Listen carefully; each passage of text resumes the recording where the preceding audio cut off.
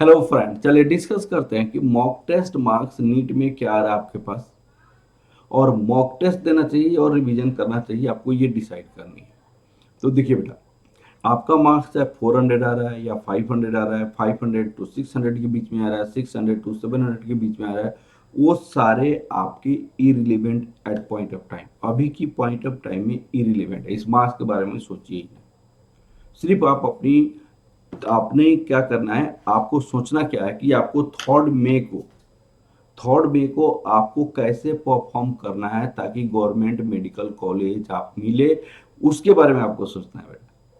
आपको government medical college के लिए कैसी प्रैक्टिस करना पड़ेगा। आपने जो भी मॉक टेस्ट अभी तक काम किया, जो भी रिवीजन किया, वो सेकेंडरी है बेटा। अब आपको 3 मई के लिए आपको तैयारी करनी है।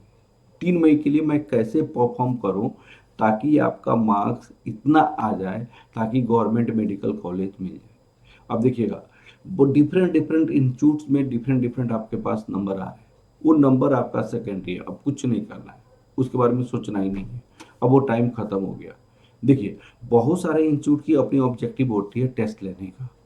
जब से एक कारपोरेट सेक्टर से आए हुए हैं, जब से एक कारपोरेट सेक्टर आया हुआ है आपकी कोचिंग इंस्टीट्यूट्स में, आपके हजारों करोड़ का इन्वेस्टमेंट जिसमें किया जा रहा है, वो सारे अपनी सेल्फ बेनिफिट के लिए कोचिंग मॉक टेस्ट ले सकते हैं। लेकिन आप अपनी बेनिफिट के लिए काम कीजिएगा बेटा। आप अपनी बेनिफिट के लिए आप कैसे काम कर सकते हैं, आपको 3 मई को कैसे परफॉर्म करना है उसके बारे में सोचना है। अब 3 मई को कैसे परफॉर्म करना है, उसके लिए आपको क्या सोचना पड़ेगा वो आप सोचिए। आप 3 मई को आप कैसे परफॉर्म करेंगे। 3 मई आपको 2026 में आपको परफॉर्म करना है 2 to 5 PM में। ये वाला पॉइंट आपको सोचनी है कि इस टाइम में हम कैसे परफॉर्म करेंगे। भाई, इसके लिए आपको टाइम की मैनेज करना बहुत ज़रूरी है। टाइम का मैनेजमेंट करना बहुत ज़रूरी है। क्वेश्चन को क्वेश्चंस आपको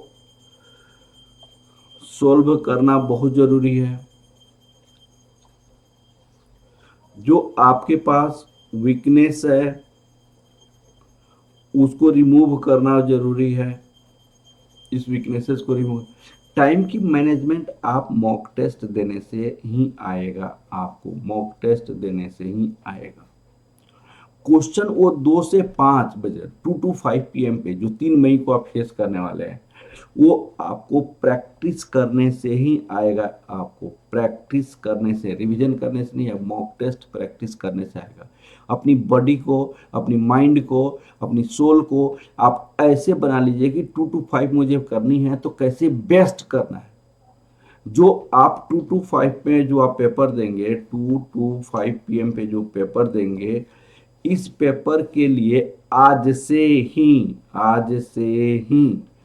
प्रैक्टिस कीजिए। आज से ही प्रैक्टिस कीजिए, आपने कीजिए।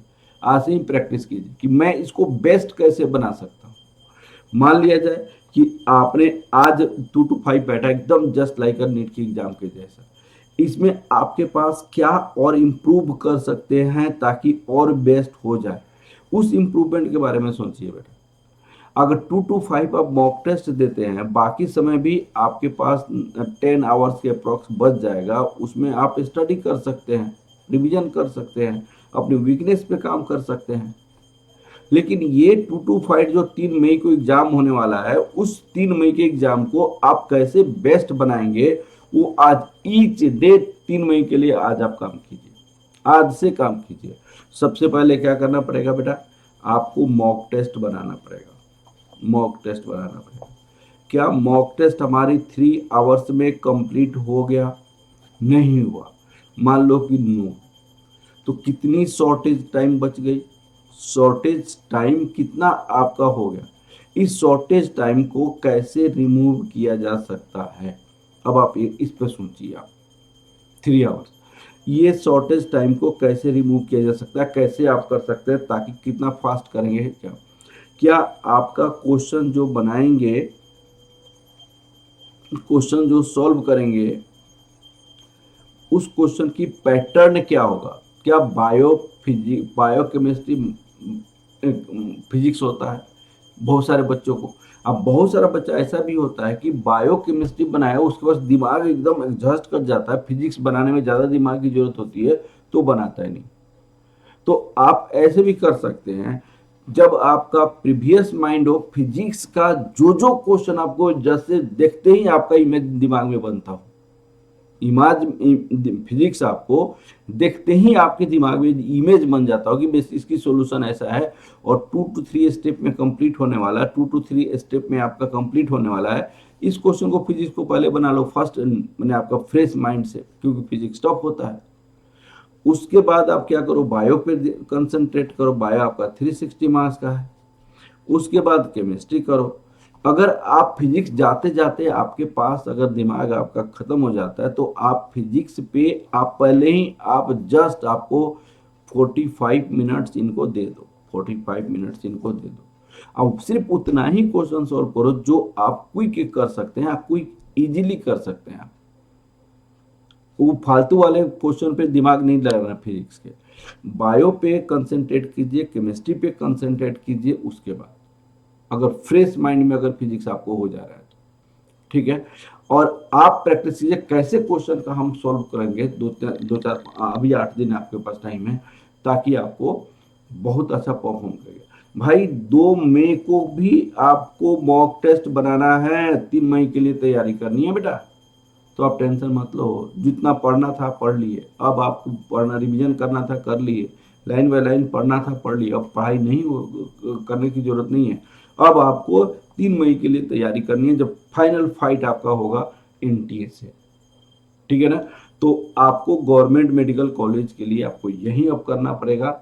आप मॉक टेस्ट की तैयारी कीजिए, और मॉक टेस्ट को कैसे परफॉर्म करेंगे, क्या क्या वीकनेसेस को रिमूव करेंगे कि 3 मई की प्रॉब्लम वो सॉल्व, 3 मई को दिक्कत नहीं हो 2 to 5 में, इसके लिए तैयार। चलिए बेटा, all the best, God bless you. मैं प्रार्थना करता हूँ माता रानी से कि आपका एक गवर्नमेंट मेडिकल कॉलेज श्योर मिले आपको। All the best, all the best.